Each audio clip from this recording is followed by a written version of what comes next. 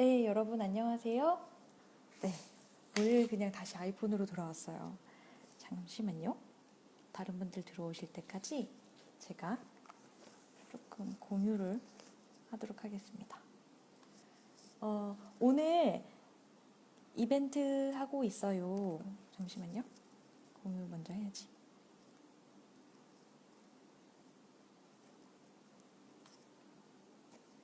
여러분들 그 페이스북 타임라인에 공유를 해주시면 더 많은 분들이 볼 수 있을 것 같아서 저는 동접 300을 가보자 라는 목표로 오늘 공유해주시는 분들 중에 한 분께 그때 보여드렸던 회의하는 회사원, 이거 거꾸로 보여주시겠다. 회의하는 회사원이라는 책을 보내드릴게요. 그래서 오늘 방송 공유 많이 부탁드릴게요. 네, 안상국님 안녕하세요. 네, 오늘은 나는 왜 똑같은 생각만 할까 두 번째 시간입니다. 제가 계속 고민이 아이폰으로 하면 화면이 반대로 보여서 그랬잖아요. 사실 지금 얘는 반대 방향으로 인쇄를 했어요. 그래가지고 이렇게 그래서 생각을 했는데 제 노트북에서 그 솔루션으로 영상 솔루션으로 하려고 했더니 일단 제 맥북 에어가 너무 오래돼갖고 사양이 이제 느려가지고 엄청 버벅거리더라고요. 그래서 걔가 견디지를 못했고 또 사실 아이폰이 셀카가 예쁘게 나오더라고요. 그래서 아이폰을 포기할 수가 없었습니다. 그래서 저는 이렇게 차라리 출력을 반대로 해가지고 하더라도 아이폰만한 또 방송 도구가 없구나라는 생각을 해서 아이폰으로 진행을 하겠습니다. 네, 이서구님, 최유정님, 윤세훈님도 보이고 이재준님 반갑습니다. 네, 그러면 오늘 나는 왜 똑같은 생각만 할까 두 번째 시간을 시작하겠습니다. 제가 오늘도 어제도 이 책에 대한 반응 굉장히 좋았어요. 여러분도 보시면서 되게 좋지 않으셨나요? 근데 이제 사실 좀 보면서 제목이 아쉽다는 생각이 들었어요. 그러니까 표지는 되게 이뻐서 일단 굉장히 손에 가게 됐어요. 지금 제가 사실 A4로 뽑아가지고 조금 작게 보이는데 표지 컬러도 그렇고 일단 궁금하게끔 해보는 것 같고요. 근데 이제 나는 왜 똑같은 생각만 할까? 저는 사실 굉장히 막 한눈에 무슨 얘기인지 아는 공감 가는 제목은 아니었던 것 같아요. 그래서 그리고 이 밑에도 보면 문제의 함정에 빠진 사람들을 위한 창의력 처방. 그래서 이 책이 무슨 내용을 말하려고 하는지 약간 실제로 담긴 내용보다 조금 더 아쉬운.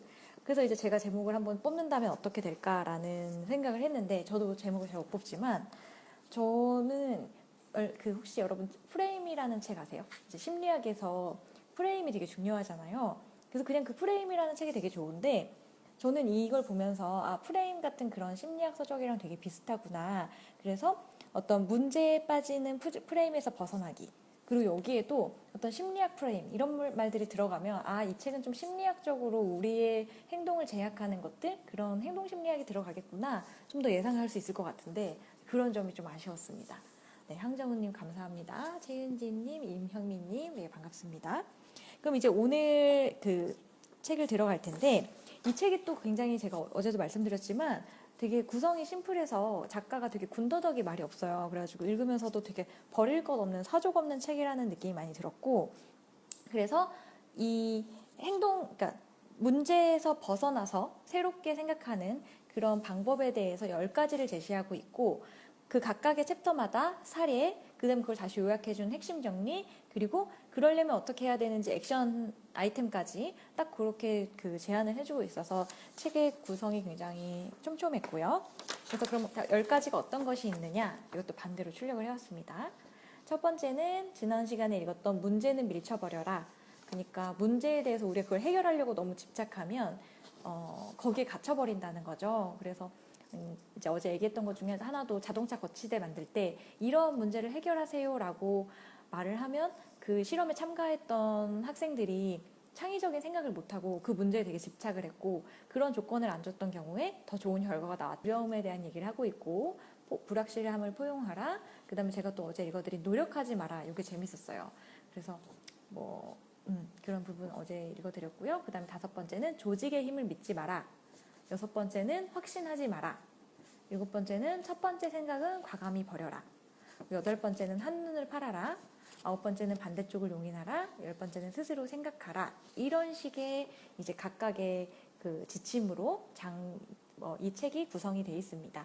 저는 오늘 여러분 제가 그냥 이렇게 보다가 첫 번째 생각은 과감히 버려라. 이게 재밌어서 이거를 같이 읽어볼 거고요. 또 하나는 마지막 스스로 생각하라. 네, 이게 제가 요즘 좀 많이 공감하고 있는 부분이라서 7장하고 10장을 읽어드릴게요. 네, 김승빈님, 이현정님, 박준영님, 네, 김두희님 안녕하세요. 네, 두희님은 외국에 계셔서 그렇죠? 네, 새벽에만 한다고 다시 리플레이 하셔도 되고 유튜브로 보셔도 됩니다. 잠은 주무셔야죠. 그래서 먼저 7장의 첫 번째 생각은 과감히 버려라를 읽도록 하겠습니다. 자, 여러분, 당신이 TV게임쇼 흥정합시다에 출연했다고 상상해보자. 진행자가 당신에게 묻는다. 1번 문, 2번 문, 3번 문 뒤에 문 중에 어딘가에 상품이 있습니다. 두 개의 문 뒤에는 근데 염소가 있고 나머지 하나의 문에는 자동차라는 상품이 있습니다. 당신은 어떤 문을 고르시겠습니까? 당신은 1번 문을 골랐다. 진행자는 흥미를 고조시키기 위해 3번 문부터 연다. 거기엔 염소 한 마리가 서 있다. 그러자 진행자가 다시 묻는다. 선택을 2번으로 바꾸시겠습니까? 처음 그대로 1번 문으로 하시겠습니까? 우리는 본능적으로 첫 번째 선택을 고수한다. 첫 번째 답이 최선의 답이라고 생각하기 때문이다. 하지만 2번 문으로 바꾸는 게 현명하다. 그러면 이길 확률이 배로 높아진다. 얼핏 이해가 잘 되지 않는다. 어차피 당신이 이길 확률은 50대 50 아닌가? 그런데 사실은 그렇지 않다. 왜냐하면 이미 열린 3번 문은 임의로 선택된 것이 아니기 때문이다. 진행자가 가장 먼저 공개한 문은 당신이 선택하지 않았고 염소가 놓여있는 문이라는 두 가지 조건을 충족시켜야 한다. 그러니까 진행자가 먼저 열은 문이 내가 선택한 문도 아니고 염소가 놓여있는 문이다 라는 두 가지 조건을 충족시켜야 됐다는 거죠.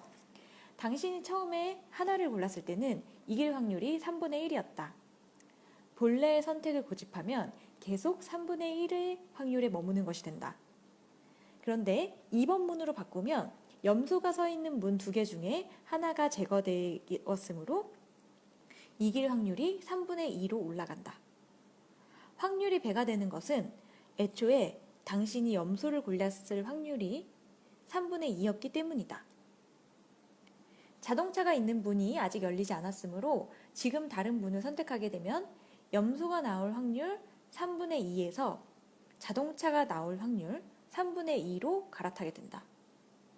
여러분 근데 이거 저 2번 읽어봤는데 제가 머리가 나쁜가 봐요. 이거 이해가 잘 안 돼서 한노아님이 20일인가 그 영화에 나왔던 것 같다고. 저 20일 그 영화도 봤는데 또 모르겠어요.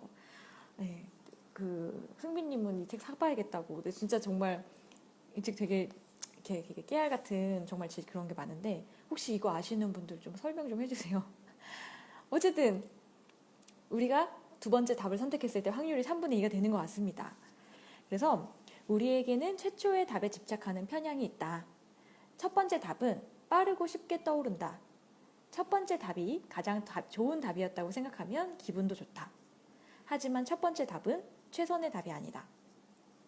생각의 중심부에 문제가 놓이는 것을 방지하려면 어떻게 해야 될까? 가장 먼저 할 일은 초안, 퍼스트 드래프트를 밀치는 것이다. 라고 얘기를 하고 있습니다. 네, 왠지 여러분들은 이해하셨을 것 같은데 이해하신 분들은 좀 댓글로 설명을 부탁드립니다. 네, 그래서 사실 저는 시험을 보면 대학교 때 시험 보면 항상 금메달 걸고 나오는 스타일이거든요. 왜냐면 저는 잘 안 바꿔요. 첫 번째 어차피 내가 몰랐는데 고민해가지고 고른 답, 오지선다에서 고른 답이라면 다시 고민해도 틀릴 확률이 똑같다고 생각을 하기 때문에 잘 안 보고 먼저 나오는 편인데 이 책에서는 초안을 버리라라고 얘기를 합니다. 그래서 저는 조금 더 관심이 갖고 주의 깊게 읽어본 챕터였어요. 네, 그래서 이제 좀 더 디테일한 사례를 들어드릴게요. 좀 특이한 질문을 해보겠다. 머나먼 행성을 한번 상상해보자. 지구와는 전혀 다른 행성이다. 그 행성의 생물체들은 어떻게 생겼을까? 한 가지만 생각해보라. 그래서 여러분들 머릿속으로 한번 이 머나먼 지구에서 머나먼 행성에 대해서 머릿속에 거기에 사는 생물에 대해서 한번 생각을 해보세요.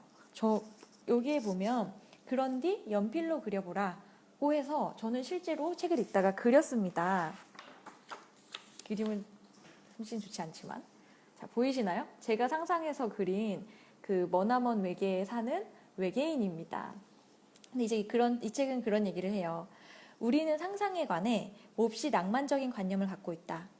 아주 복잡하며 본질적으로 독특한 것이라고 생각한다. 상상은 예상할 수 없고 형체로 만들 수 없고 억누를 수 없다고 믿는다.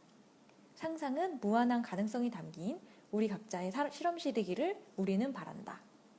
자, 그래서 한번 상상해서 그려보라고 했는데 제가 너무 빨리 그림을 보여드린 것 같아요. 그래서 이제 당신이 그린 생물체를 보라. 당신의 눈을 몇 개를 그렸는가?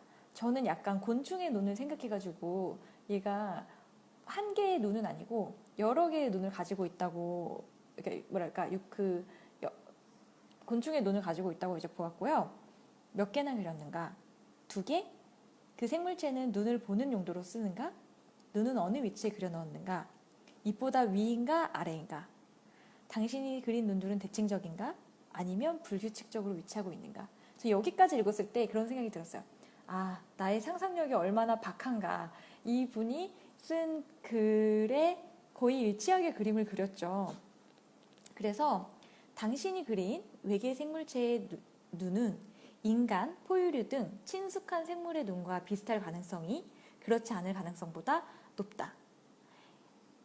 그래서 저는 그렇게 생각했죠. 아, 나의 상상력이 여기까지구나. 어디인가 지구에서 봤을 법한 꼬리도 달려있고, 그런, 생물을 그려놨구나, 내가.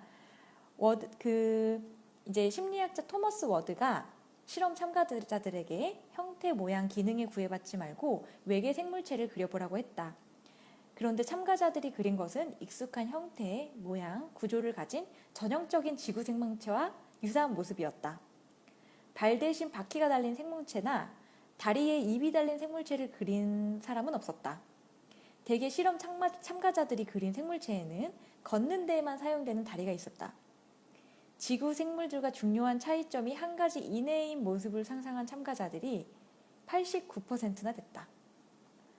무한한 상상력을 펼칠 수 있음에도 불구하고 실험 참가자들이 그러한 상상력을 요구받았을 때 처음 내놓은 결과물은 기존 범주에 근거한 것이었다. 이게 바로 초안이라는 거죠, 여러분. 그냥 제가 상상이 아니라 사실은 익숙한 범주 내에서 그림을 그린다는 겁니다. 네. 그래서 이 범주 효과를 카테고리 이펙트라고 하는데 이게 너무나 강력합니다. 그래서 2번째 실험에서 워드는 머나먼 행성의 생물체를 상상해 보라면서 그 생물체에는 깃털이 있다라는 단서를 붙였대요. 그러자 참가자 대부분들이 오늘날 지구에서 많이 볼 수 있는 새 같은 날개와 부리가 있고 코는 없는 외계 생물체를 그려냈다. 깃털이라는 단어가 새라는 범주를 떠올리게 했기 때문에 참가자들은 그 범주에 갇히고 말았다. 분명 마음껏 상상력을 펼칠 기회였다. 대기의 종류를 비롯해 모든 조건이 미지인 머나먼 행성을 떠올리면 되었다. 그들 앞에는 종이 한 장과 독특한 무언가를 떠올릴 자유가 있었다. 그런데 범주에 관한 힌트가 던져진 것만으로도 참가자들은 거대 오리들이 사는 행성을 상상하는 쪽으로 끌려가고 말았다. 3번째 실험에서 워드는 머나먼 행성에 몇 가지 배경을 부여했다. 그래서 이제 배경 설명을 해주는 거예요. 그 행성은 대부분 용암으로 덮여있고 용암의 바다 사이에는 생명이 살아나는 가정이었다. 이는 먹이를 찾아 섬에서 섬으로 이동하는 능력이 생물의 생존에 필수적이라는 것을 의미한다. 그러니까 이제 용암의 바다가 돼 있고 섬에서 섬으로 이동해야 된다라는 단서를 붙인 거죠. 그러면서 또 한 가지 조건을 덧붙입니다. 이번에는 2 실험 집단에 앞에까지는 동일하고 다른 조건을 붙이는데요. 한 실험 집단에는 생물체에 깃털이 있다 그랬고 또 다른 한 집단에는 그 털이 있다 그랬대요. 그랬더니 결과가 어떻게 됐을까요, 여러분? 깃털 집단은 이제 되게 보행자처럼 생긴 새를 그렸대요. 근데 털 집단은 그 상상력 과제를 단순한 범주화를 통해 수행하려는 그러니까 상상력을 주어졌지만 이게 단순한 범주화로 해결되는 게 아닌 상황이죠. 그들이 상상하도록 주문받은 것은 새 같기도 하고 새 아닌 것 같기도 하는 생물체였다. 그러자 극단적 결과가 나왔다. 털 집단은 친숙한 생물의 모습을 그리지 않고 완전히 독특한 생물을 만들어냈다. 새의 특징을 한 가지 가진 생물은 새의 모든 특징을 가져야 한다는 충동이 제거되었던 것이다. 그래서 털 집단은 지구상에서 볼 수 없는 특징들을 가상의 생물에 부여하는 데 그치지 않고 57%가 지구상에는 존재하지 않는 독특한 적응 능력을 가진 생물을 그려냈다. 털 집단은 이미 아는 것에 의지하려는 초안 충동을 떨쳐내야 했다. 네, 그리고 여러분 이거 이해 가시나요? 그러니까 그냥 생물체를 그려보세요 라고 하는 것보다 좀 더 구체적으로 주어진 환경을 주었을 때 이제 우리가 그냥 초안을 떠올릴 때는 우리 머릿속에 우리가 아는 것들의 범주에서 한다는 거죠. 그래서 해결하려는 문제의 성격과 무관하게 우리의 대응은 이미 아는 것들, 쉽게 생각해낼 수 있는 것들에 의해 제한된다. 그래서 워드는 이렇게 얘기를 하는 거죠. 알려진 전형으로부터 만족스러운 결과물을 발전시키는 과정에서 난관을 경험하도록 만들면 창의적인 결과가 나올 가능성이 높아집니다. 쉽게 말해 초안을 내던지면 더 나은 것, 훨씬 더 혁신적이고 유용한 것을 만들 수 있다는 얘기다 라는 부분입니다. 네, 안상국님이 말씀해 주신 것처럼 이거 어제 읽었던 부분에서 조금 더 추가해서 2편으로 설명을 해드리고 있고요. 네, 그래서 임상수님도 막연한 창의력보다 경험에 기반한 창의력이 현실적인 것 같다. 근데 이제 약간 이 책에서 말하고 있는 게 그런 것 같아요. 그러니까 만약에 저도 사실 마케팅이나 뭐 제가 하는 업무들에서 이제 뭐 기획이 됐든 초안을 딱 만들면요, 되게 다른 뭐 앱이나 다른 서비스, 다른 마케팅이 하는 거랑 되게 비슷한 생각을 그냥 해내거든요. 그게 초안인 것 같아요. 그래서 여기에서는 이제 그 초안을만 있으면 되게 충분한 창의력과 상상력이 발휘되지 못한다.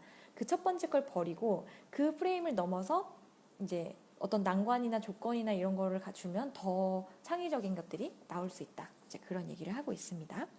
네, 그래서 두 번째는 제가 지금 첫 번째 생각은 가감히 버려라 라는 부분을 읽고 있어요. 잠깐 한 번 더 얘기해드리면 오늘 방송 공유해주시는 분들 중 한 분께 이 회의하는 회사원 책 보내드릴게요. 그래서 많은 공유 부탁드릴게요. 그래서 이제 초안은 문제가 눈앞에 있을 때 가장 뻔하게 나타나는 반응이다. 그래서 문제를 중심으로 상황을 규정하는 으뜸 가는 방법이다. 하지만 초안에는 상상력이 없다. 초안은 문제가 제공한 좁은 범주에서 성립한다.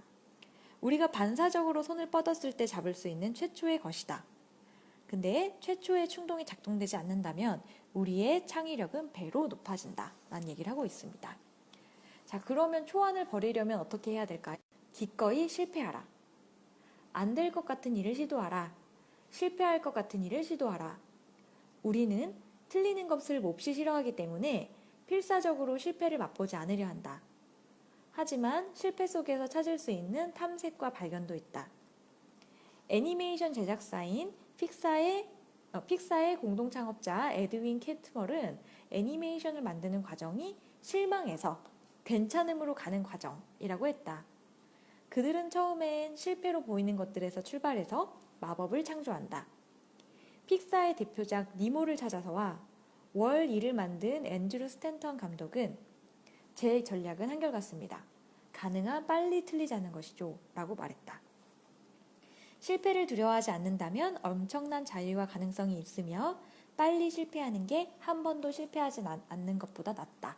그래서 이제 초안을 버리는 방법은 기꺼이 실패를 감수하라라는 거고요. 두 번째는 멋대로 해보라입니다. 그래서 통상적인 순서와 방법을 뒤섞어라 라고 얘기합니다. 규칙에서 벗어나 제 멋대로 해보라. 샌드위치를 만드는 순서를 바꾸는 사소한 일이라도 좋다. 오늘은 젤리를 먼저 얹고 그 위에 땅콩버터를 발라보라. 사람들에게 일상적인 일의 순서를 바꿔보라고 했더니 다양한 개념으로부터 아이디어를 구축하는 인지 유연성 점수가 18%나 증가했다는 연구 결과가 있다. 그러니까 초안이라는 게 결국은 우리 머릿속에서 범주화돼 버린, 조금 더 쉬운 말로 하면 표준화된, 이미 그냥 그렇게 습관이 돼버린 일들을 그대로 행동을 하는 거잖아. 행동한다든지 그런 행동을 조금 순서를 바꿔서 해보면 어떨까라는 그런 이야기를 하고 있습니다.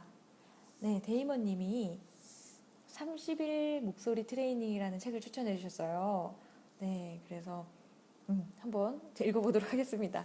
제 목소리가 목소리도 목소리인데 좀 발음을 더 정확하게 하는 연습을 많이 해야 될 것 같아요.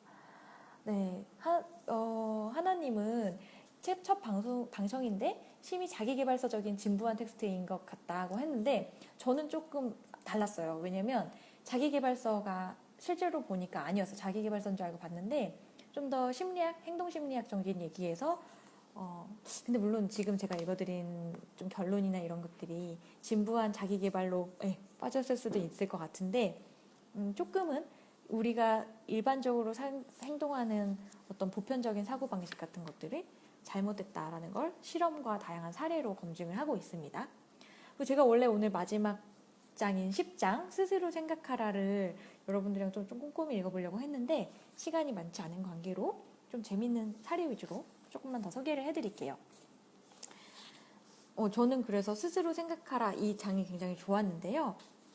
여러분 어떤 생각이 떠올랐을 때 남에게 말하기 전에 먼저 매직볼, 그러니까 매직볼이 운세를 보거나 조언을 구하는 데 사용하는 장난감이래요. 어떤 그림인지 모르겠지만 여기에 물어보면 어떨까? 괜찮은 아이디어인지 묻고 볼을 흔들면 그렇다, 아니다, 나중에 다시 물어라 등의 답이 나올 것이다.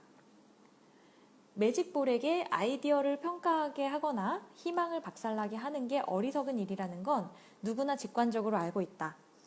그런데 실은 아이디어를 공유하면서 반응을 보는 데는 매직볼이 나을 수도 있다. 왜냐면 매직볼은 질문과 무관하게 마구잡이식으로 답을 주기는 해도 최소한 문제를 이중으로 키우지는 않는다. 문제 해결을 위해 당신이 상의하는 사람들은 그 문제의 늪에 같이 빠지며 문제의 세세한 부분에 얽매인다.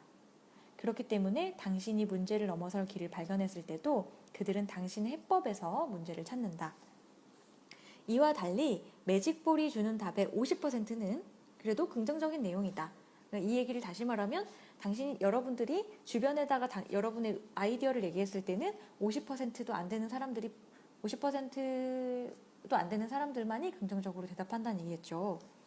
그래서 해법을 찾을 기회를 얻으려면 내면의 목소리에 귀를 기울여야 한다. 해답은 당신 안에 있다. 해답을 찾았을 때 당신에게 닥칠 가장 큰 위협은 누군가가 더 큰 목소리로 당신의 목소리를 덮어버리도록 내버려두는 것이다. 남들은 안 된다고 할 것이다. 자기들끼리 의심을 공유할 것이다. 당신이 틀려서가 아니라 남들은 본래 그렇게 한다. 그들은 문제를 본다. 그들이 해답을 볼 수 있었다면 벌써 제시하지 않았겠는가. 얽매이지 않는 생각은 힘이다. 해답으로 가는 통로다. 남들의 목소리는 당신의 속도를 늦추는 고삐다. 정말 중요한 순간을 맞았을 때 한 사람만 있으면 행동을 취하지만 여럿이 모이면 머뭇거리며 의심한다. 그래서 이제 당신의 답을 가지고 있다라는 얘기고요. 네, 아까 하나님이 말씀하셨던 것처럼 본의 아니게 마지막 장을 읽다 보니까 약간 자기계발 쪽으로 흘러가게 됐는데 그래도 저는 좀 공감되는 부분이 많았던 것 같아요. 네, 그래서 또 여기에서 좀 하나의 사례를 읽어드릴게요. 자, 모리스 린 밀러라는 분이 있는데 이 사람들은 좀 이 사회복지사인 이제 밀러는 가난과의 싸움, 그래서 이제 뭐 어려운 가정들을 돌보고 이런 것들이 직업이다 보니까 여기에 대한 편견과 싸워야 했던 거죠. 보통 우리는 고등학교를 마치지 못하고 중퇴하는 아이들이 50%나 된다라고 말을 들으면 그렇게 많냐라고 대답을 하겠죠. 근데 밀러는 뭐라고 하냐면 나머지 50%에 대해서 알려주세요. 그들 학생들은 어떻게 졸업할 수 있었지요? 라고 오히려 그러니까 그 문제를 해결해낸 반대쪽을 봅니다. 그래서 그동안 전통적인 방식의 그 어떤 사회복지사들은 그 가족의 개입해서 그 뭐 가족에게 이러지 마세요, 저러지 마세요 훈계를 하고 뭐 요즘 멘토링이라는 그런 좋은 미명하에 이제 많이 행동을 제약한다는 겁니다. 그는 사실은 이 밀러라는 사람도 굉장히 가난한 집안 출신이었대요. 그래서 많이 도움을 받았기 때문에 남을 돕는 사람들이 자부심과 자기결정권, 통제력을 그 대가로 취한다는 걸 알고 있었다. 그러니까 도와주는 사람들은 자부심을 갖죠. 하지만 도움을 받는 사람들은 거의 대부분 무언가를 포기해야 한다. 도움을 주는 사람들의 생각, 문제 중심 사고방식을 받아들여야 한다. 그러니까 도움을 받는 사람은 도움을 주는 사람들의 생각을 받아들여야 된다는 거죠. 그래서 밀러는 빈곤층을 보는 시선에 관해 필요에 초점을 맞추며 그들의 강점을 보기 어려워집니다. 또한 가난한 이들도 자기 강점을 보기 힘들어집니다. 라고 말했다. 아무 근거도 없이 가난한 사람들에게는 뭔가가 결여돼야 한다고 전제해서는 안 된다. 그는 오클랜드의 20개 가정을 대상으로 가정 자립 프로그램을 도입했다.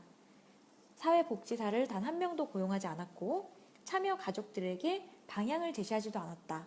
그러면 어떻게 했을까요? 그는 대신 가족들에게 물었다. 가족 구성원들에게 하고 싶은 일을 물었고 그 꿈을 이루기 위한 계획은 무엇인지 물었다. 계획이 무엇입니까? 그 다음에 무엇을 할 것입니까? 이런 식으로 계속 물어봤다고 해요.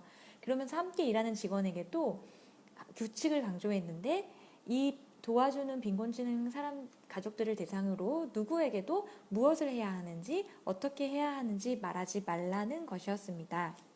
자, 이렇게 하면서 효과가 놀라웠는데 가구 소득이 치솟았고 가족들이 저축을 하기 시작을 했대요. 3분의 1의 가정이 또 나름의 사업을 시작을 했다고 합니다. 조금 구체적인 사례를 보면 샌프란시스코의 싱글맘 타마라를 보자. 이제 일정한 직업은 있었지만 싱글맘이다 보니 매달 집세와 생활비를 내느라 허덕였던 타마라는 프로그램에 합류했을 때 버스 기사가 되는 것이 목표라고 밝혔다. 자, 그러니까 이 밀러가 물어보죠. 그러면 버스 기사가 되기 위해서 구체적인 계획은 어떠세요? 그랬더니 운전학원에 가서 버스 운전사 자격증을 따기 위해 단계별로 할 일을 얘기했대요. 네, 그리고 또 다른 가족들과의 만남을 통해서 이런 것을 계속 공유했기 때문에 자기가 한 말에 책임감을 느끼고 계속 해나갔던 거예요. 그래서 이제 사실은 운전면허 따는 것 자체도 이 타마라한테는 쉬운 일이 아니었기 때문에 계획이 운전면허 학원에 다니려면 일주일간 일을 쉬어야 했으므로 월급이 줄어들 것을 대비해 우선 돈부터 모았다. 학원에 등록해서 우수한 성적으로 교육을 마치고 일주일 만에 버스 운전 자격증을 땄다. 새 직장에서 월급을 받게 되자 그녀는 마음이 한결 편해졌다. 이런 식으로 해서 집 계약금 마련을 위한 저축도 했고 2년 뒤에는 가족을 이끌고 처음으로 마련한 내 집으로 이사할 수까지 있었다고 합니다. 그러니까 밀러의 어떤 도움을 주는 방식은 물론 경제적인 후원도 있었겠지만 이제 당신 이렇게 하세요. 뭐 자녀를 뭐 이 고등학교에 보내세요. 이런 지침이 아니라 그러면 어떻게 하실 거예요? 이런 식으로 계속 물어봤던 거예요. 그 혹시 어려운 이제 가족들에게. 그래서 그들이 스스로 문제와 해결을 찾아나게끔 그렇게 방법을 바꿨다고 합니다. 그래서 지금 제가 마지막에 읽고 있는 챕터가 스스로 생각하라 하잖아요. 그러니까 스스로 생각할 수 있는 프레임을 계속해서 제공해 주는 거죠. 네, 연진님 반갑습니다.